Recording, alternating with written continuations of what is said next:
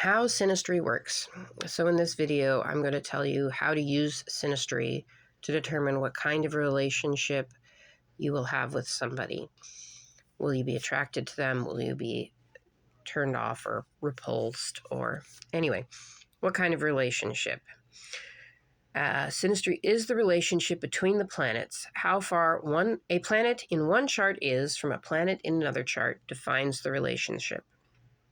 So that means if somebody has Venus in Pisces and another person has Venus in Libra, what is that? What is the relationship between those two planets, and what is that doing in these two people's lives? And it can be used for any kind of relationship, not just romantic ones. And that's what we're going to show you here.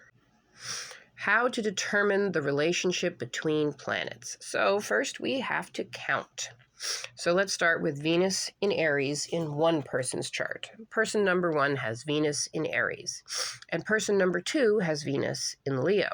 So to find out what kind of relationship this is, we count from Aries to Leo, starting with Aries as number 1, and Leo is number 5. And that the counting goes, Aries is 1, Taurus is 2, Gemini is 3, Cancer is 4, and Leo is 5.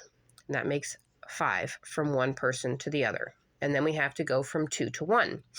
So from person number 2 with Venus in Leo, Leo is 1, Virgo is 2, Libra is 3, Scorpio is 4, Sagittarius is 5, Capricorn is 6, Aquarius is 7, Pisces is 8, and Aries is 9. And so we have now counted 5 from number 1 person to number 2 person, and 9 from number 2 person to number 1 person, and that makes a 5-9 relationship. When planets are in the same sign, they are considered to be in a 1-1 relationship. When they are in opposite signs, they are considered to be in a 7-7 relationship. When they are in signs next to each other, they are considered to be in a 2-12 relationship. So planets in a 1-1 relationship. This can show things in common or personality traits and life events that were the same. So you can find a similar type of person here. So these two people, they can be so similar, and if it's negative similarities, they might not like each other because they can see their own character flaws in the other person. So it can cause for some conflict. It can be a cause for some conflict, but overall, it's considered a positive relationship because the people have a lot in common and they tend to come from similar points of view and similar places in their lives. 2-12. Too much of this can cause a one-sided kind of relationship where the person with planets in the 2 position feels disappointed in or let down by the person with planets in the 12 position. It can be solved with communication, a spiritual attitude, and realistic expectations. This can also cause the person in the 2 position to lose to the person in the 12 position. And it can, so it is negative, but it can be reconciled and worked out. It's not the worst of the negatives. 3-11. This is a positive relationship that gives a bit of sibling vibes to the couple. There may be bickering or disagreement, but underneath they both have attachment, attraction for each other, and want to support each other. So this one can create a feeling of sibling, like this is my sister, or they're like my brother, but they may not be related, but you feel like that about the person. And there can also be a lot of traveling and a lot of communication in this relationship. 4-10. This causes disconnection between people and makes it so the couple are often not doing the same activities.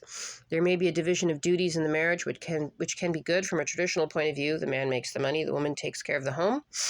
But if there's too much of this between the charts, they will have a hard time spending time together. This can also work in a relationship where the woman is the worker and the man is at home. But it's negative because there can be a lot of separation between them in their life. But it's not terribly It's not the worst. 5-9, this is considered the best relationship between the planets in Vedic astrology. It makes for friendship, attachment, support, and understanding. So if you are in a romantic relationship with somebody where you have a lot of 5-9, your planets are in a position of a lot of 5-9 between each other, then you'll feel like you married your best friend. That sort of vibes is what you get here. They're like, oh, I love this person. They were my friend first, and then we got married. And anyway, that's what this is for, and it's the best. The 6-8 is the worst of the relationships. This is where you get the arguments and the miscommunications and the conflict. It's generally just the worst. Doesn't need much explanation. 7-7, this one creates romantic attraction and brings balance to the lives of the couple. Because the signs are opposite each other, each person brings what the other person needs to the relationship.